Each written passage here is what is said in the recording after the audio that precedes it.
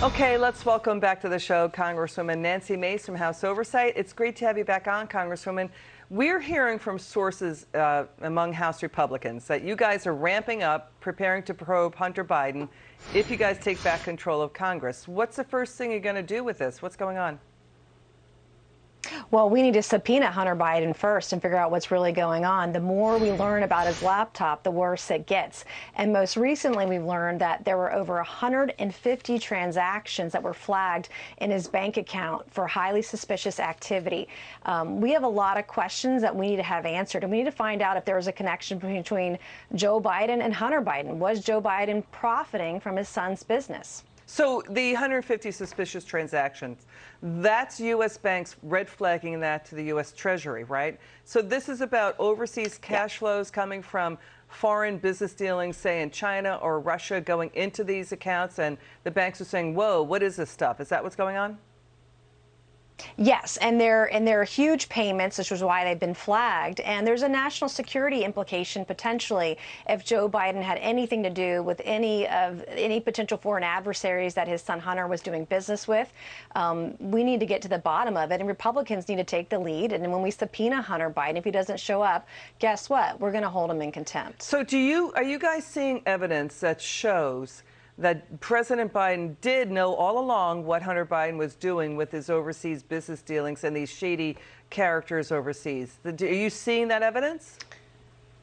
Well, in some of the media reports we've seen over the last few weeks and even months of the 80,000 emails and text messages, there is some implication that Joe Biden had some awareness or even profited from. There were emails and text messages about Hunter Biden paying his father's bills.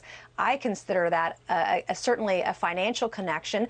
Did he violate election law or campaign finance law with that kind of connection, financial connection, having his son pay his bills, especially if his son was doing any business with any foreign adversaries, and we're talking about a national security risk. So there's also evidence that you're seeing, that we're hearing, that they were sharing. We've been reporting about the laptop emails suggesting that they were sharing bank accounts.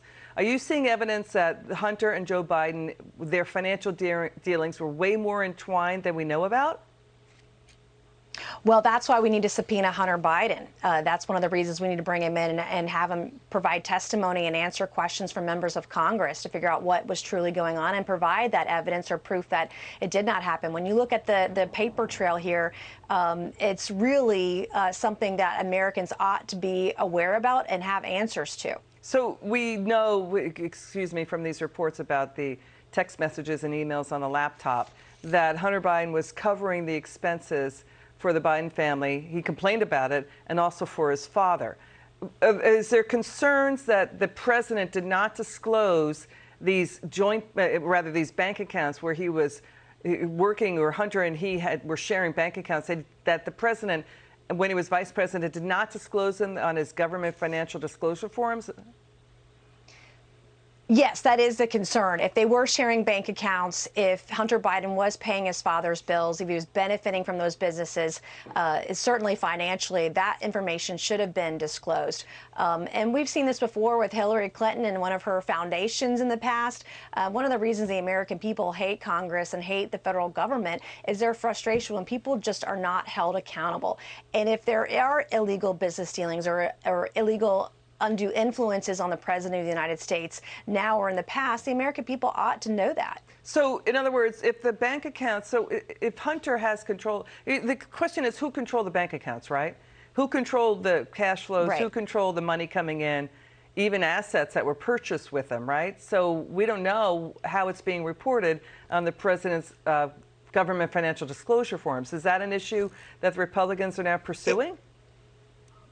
Certainly. And who is paying Joe Biden's bills, and what does all of that mean? And was he entwined with these foreign businesses? Were any of our foreign adversaries doing business with Hunter Biden? How did that have an influence on Joe Biden himself? We've seen Joe Biden deny all of these reports, and now there are reports, too, that there's some Hollywood attorney who's beefed up protecting Hunter Biden and Joe Biden, who's hired 30 attorneys and investigators to put out disinformation and protect Hunter Biden and Joe Biden. And we want to get to the bottom of that as well. Congresswoman Nancy Mace, thanks for joining us. Come back soon.